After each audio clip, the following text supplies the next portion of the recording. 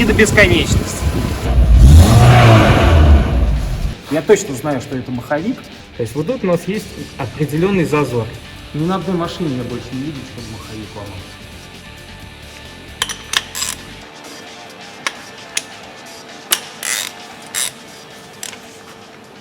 Всем привет, друзья! Сегодня у нас очередной небольшой выпуск будней Сириуса, и посвящен он будет маховику на автоматических коробках DP0, DP1, DP2 и DP8, кстати. Их тоже затронем, это у нас на дастерах полноприводных, на автоматах. Поехали! Ролик мы этот будем строить по принципу есть симптом, есть какие-то симптомы, как правильно установить, что это издает такой звук, и сколько будет стоить это починить. Итак, машина у нас Megane 2 с коробкой DP0. Симптоматика следующая. Мы запускаем машину.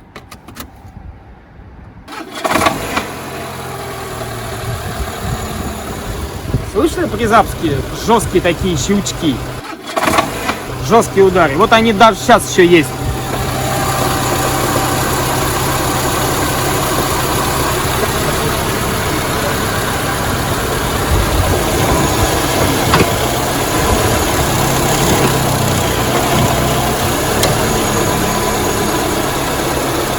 Сейчас вот машина заведена, и периодически никакой цикличности у звука нету, никакой лойки. И звук у нас, что самое интересное, идет в сторону ремня ГРМ.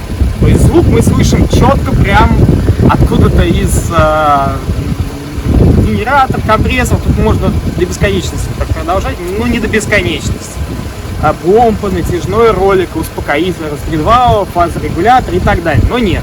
Сейчас мы сделаем небольшую перегазовку и особое внимание на сбросе газа.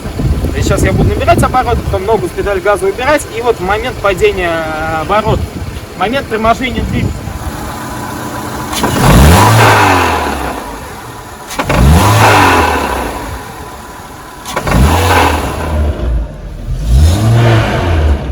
Обратите внимание, что звук с 3000, ну даже с 2.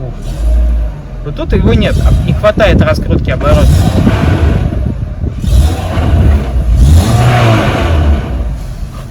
А сейчас я заглушу машину, и в момент остановки двигателя тоже внимание. Слушайте.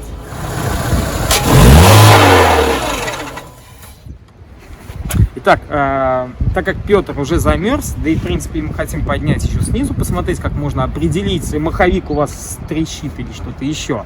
Мы сейчас заедем в бокс, машину поднимем на подъемник, все вам покажем. Поехали. Друзья мои, сейчас мы с вами слушали, допустим, то, что вы можете, не дай бог, вы можете услышать это на своей машине, если у вас автомат. Вот. Но как точно определить? Тут по звуку очень тяжело на самом деле определить и точно дать ответ, что это стучит. Я вот чисто полагаюсь уже на свой опыт, знаю в принципе, как это определяется и что это может быть. Вот. По звуку. То есть это я по уху своему. Если вы, например, не уверены, и, кстати, вот что самое интересное, вот этот вот звук, он полностью почему-то, я точно знаю, что это маховик, но этот звук почему-то полностью уходит по коленвалу, уходит в правую часть двигателя. То есть слышно его отчетливо там. Возьмете наушнички, будете наушничками слушать, он будет звук именно со стороны газораспределительного механизма. Вот. Итак, мы сейчас находимся под автомобилем, я снял защиту, и сейчас все внимание в сухой карте.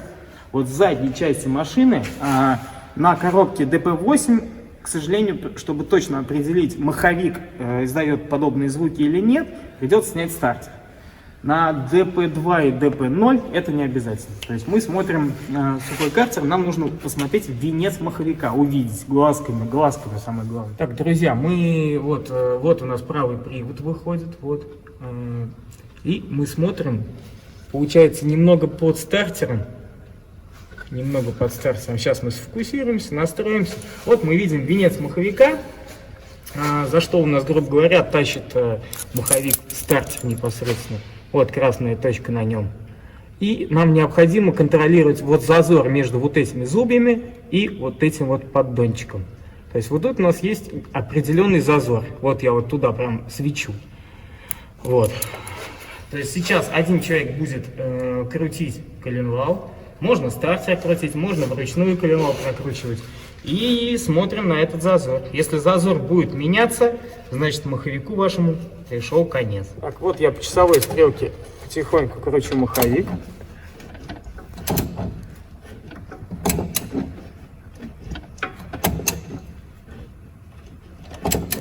Конечно, когда медленно крутим, тяжело увидеть. Когда с терцем будете вращать, тут такое будет плясание. Ну, суть понятна. Не, вот он Вот, увеличивается, ушел, да, отошел. Приблизился.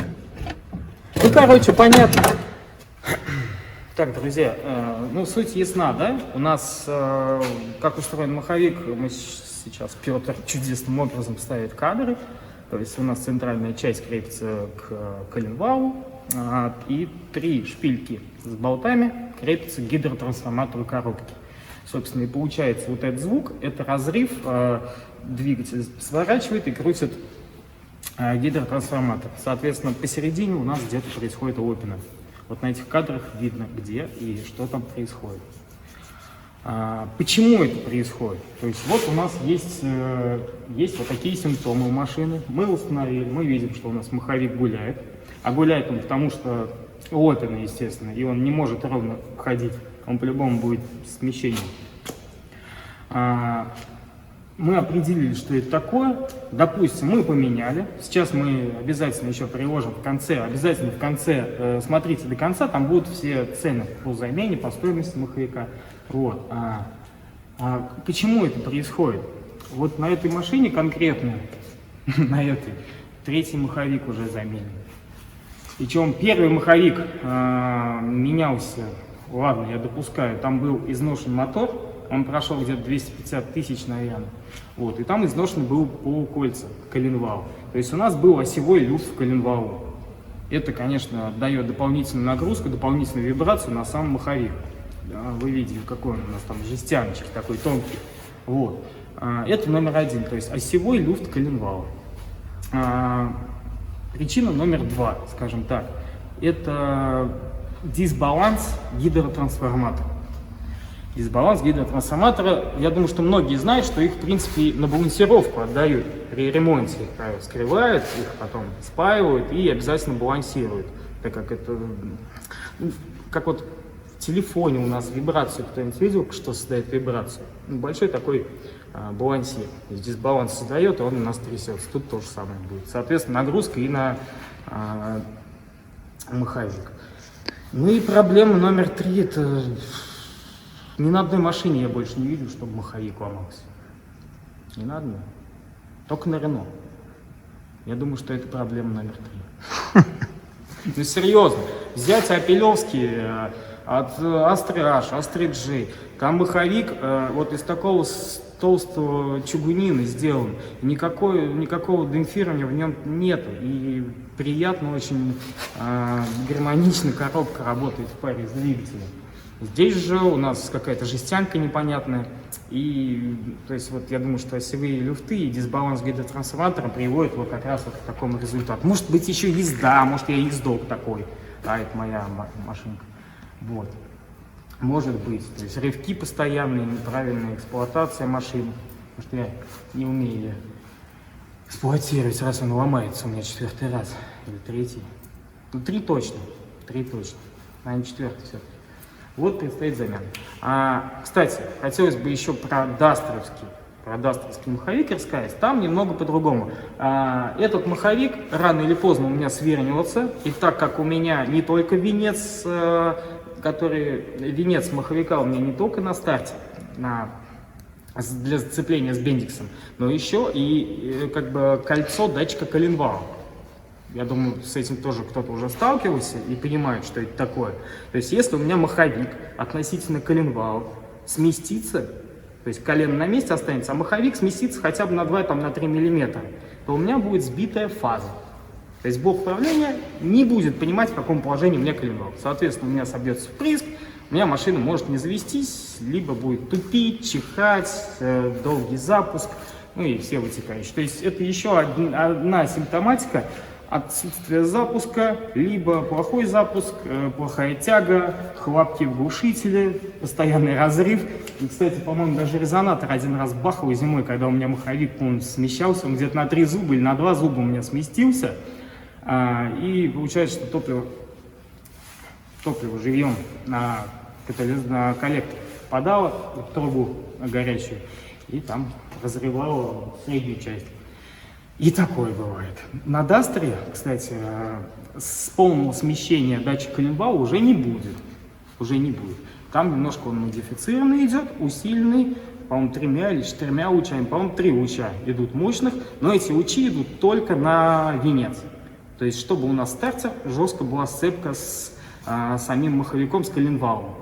Передача вращения от коленвала на маховик на дастерах, на полноприводных машинах, на которых мы будем по грязи наваливать, там, втаскивать, да, она идет все через ту же жестянку, которую я уже встречал, которые неоднократно уже при мне ломались у клиентов. И симптоматика там немного другая. То есть там при включении драйва или задней, но главное, чтобы напрячь коробку вращением двигателя, мы включаем драйв, и идут вот такие стуки жестяные, бум-бум-бум, как вот когда мы запускали машину при первом моем запуске. Вот абсолютно такой же стук был. Жестяной банки. И он такой цикличный, бум-бум-бум-бум. Мы с драйва снимаем там нейтраль или в паркинг, звук проходит, что характерно. То есть, если у вас дастер на полном приводе, вы подобное слышите, стуки при драйве или задней, готовьтесь к замене маховика. Стоит он очень дорого, поменять его очень дорого, но никуда не денешься. Друзья, подписывайтесь обязательно на канал, если вы не подписаны. Мы, кстати, с Петром извиняемся, у нас роликов ремонтных в последнее время не так много было, или не было совсем, но скоро мы опять все возобновим. Я просто был в отпуске, отдыхать тоже надо. До этого Петр у нас был в отпуске, поэтому у нас так немножко все по будням сервиса мы и снимаем. Ну, я думаю, что такие вещи тоже должны быть полезны. Если это так, ставьте лайк, пишите обязательно об этом в комментариях. Еще раз подписывайтесь на канал, если не подписаны.